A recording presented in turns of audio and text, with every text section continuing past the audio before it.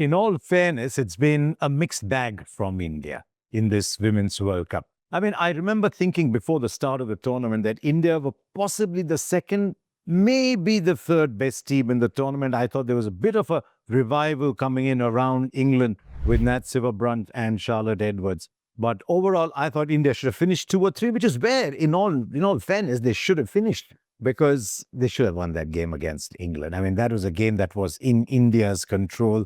I don't mind the defeat against South Africa because you did well, but South Africa took the game away from you with some fantastic performances. Chloe Tryon, Nadine de Klerk, good on them. They pulled the game out, they won it, that's fine. But the England game was in India's hands. But there it is. As a result, India is now playing in the semi-final of the team that nobody wants to play. I mean, Australia are dominant in this form, the game, in this game itself. They've taken it to another level. Now nobody wants to play them. But this is a little gut feel. Sometimes when you watch the game for a while, there's just a little instinct that comes in within you. And my instinct tells me that the only team that this mighty, seemingly invincible Australian team is cagey about is India. I mean, there's England and there's South Africa. You don't know which South Africa is turning up. They could make 300. They could get bowled out for 69, 97, whatever. And I don't think England just believing. Australia just run over England in recent times with the Ashes and what happened in this tournament. So it's got to be India. If it's got to be India, who's it got to be? The data is telling you, the numbers are telling you, the eye is telling you that for India to mount a serious challenge against Australia, think of winning it a little later, they've got to have Smriti Mandhana playing a big role. We've seen whenever India have come close, whenever India have challenged, there's Smriti who's right at the center of it all. And the good news is that Smriti has rediscovered her form. Sometimes I look at Smriti and I think, Smriti, you are the one that the world is afraid of. You're the one who's got to go and stamp yourself, dominate. But sometimes she plays within herself. But in this tournament, it's a style that's working very, very well for her. Just give herself a little bit of time. There's 10 overs of power play. She looks around 3 or 4 overs and then she starts to go big. And I think she's in tremendous form. Definitely contender, number 1 batter in the world. I know the rankings will tell you something, but the number 1 batter in the world. And I think for India to win, therefore, Smriti's got to have a really big game and she's in great form. I know you might say Harmanpreet. She's been a little up and down in recent times, but when she bats, like when she got that 70 against England, she just makes the game look easier than almost anybody else who plays the game. The singles are there whenever she wants, down on one knee, slog sweep for 6. She just makes it look very, very easy. And there's something about Australia and Harmanpreet, so I don't know if she can just gather herself again and tell the world, you think I'm coming to the end? No, hang on. She does it for Mumbai Indians in the WPL, so maybe she can come and do it here as well. I think India will be very handicapped by the absence of Pratika Rawal. I mean, when I first saw Pratika Rawal playing in place of Shafali Verma a few months ago, I thought, wow, she must be good. And then the more I see of Pratika Rawal, the more I think it was the best decision. Very composed, very complete. She can absorb the pressure. She's got all the shots. That is a huge, huge miss because she and in some games, she actually took on the bowling before Smriti Mandhana got going. So that is a huge miss. But I've always believed that the player who comes in must say, you know what, you think I wasn't good enough? Here's the chance for me to make a movie out of my life. And that is something Shafali Verma's got to be thinking. She's got to be saying, when did I first make a mark? Back in Australia in 2020 against them. Maybe I can do it again. And if she can get off to a start, it just makes a huge difference to Smriti Mandhana. So I think a lot would depend on how Shafali slots in as well. And I think India's best chance is to bat first on what I think is going to be a very good batting surface in Navi Mumbai, pile up a score, and then just hope Kranti Gaur nips one out. Maybe Renuka gets a wicket up front, and then the spinners close it. Because I think Sri Charani is a wonderful bowler. Deepti Sharma's around. She's seen everything in the game. And there's something about Sneha Rana in the big occasion. She just seems to rise to it. So they need runs slow, and that, I think, will be India's best chance. They've also got to figure out what to do with Jamima and Richa.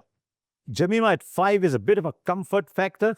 I think what they did the other night was excellent. When there's a big partnership, send in Jamima at 3. If there's an early wicket, send in Harleen Deol at 3. But we've got to find a way of using Richa Ghosh better.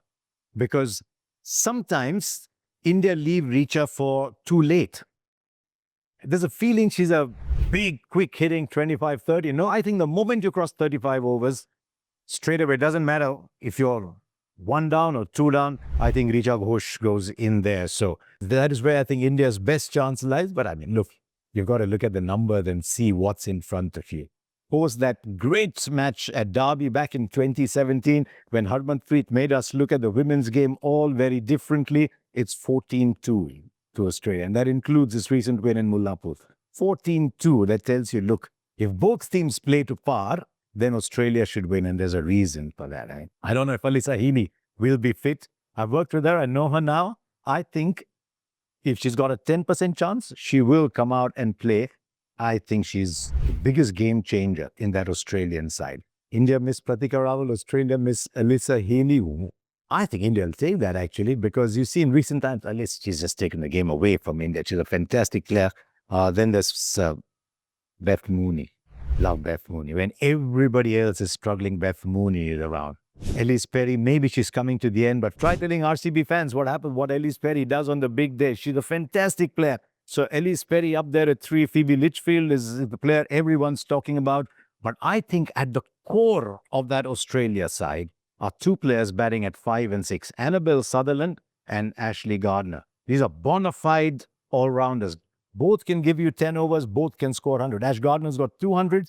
Annabelle Sutherland might have got 100 the other day, got stranded 98 not out. But you don't worry too much about that. You won the game. But at 5 and 6, you've got absolute game changers. And that means you can always play 6, maybe 7 bowlers, even though Elise Perry doesn't bowl anymore. You've got someone of the caliber of Talia McGrath to come batting at number 7, and then everybody bats. You remember the game the other day? I was actually going out, I was following the scores on the phone.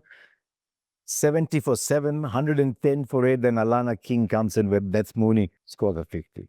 That's how good they are. So Alana King, playing at 10, can give you 7 for 18. She can score a 50 if it comes to it. They are a juggernaut, this Australian side. Some of them you might think of playing their last World Cup. I don't know. They just keep going. But all the numbers, the performances, the records, they tell you that Australia are marching to the capital. And you're looking around and saying, who's going to stop them? Don't see anybody. That's why I said there's one team. It's got to be India. But for India to beat Australia, both teams are here. Australia have got to play here and India have got to play here. But you know, in knockouts, you never know. In knockouts, you require one good day and that can change everything. So I'm looking forward to this. I'm delighted in a sense it's at Navi Mumbai because they've always supported the women's game. The other day, 23,000 in there. The crowd is fantastic. It'll be an absolute full house, no doubt about it. Good batting surface. I'm not sure that's good for India. India wouldn't have minded a slightly sticky surface, but good wicket. Hopefully, this absolutely weird rain. I live in Mumbai. I'm telling you, it is very difficult to believe how much it's raining as we come to the end of October. Hopefully, it'll stay away and we can get a game to remember. So, as I said, India, take a game there, catch Australia napping. That's your only chance. So thank you for watching and do subscribe to this channel.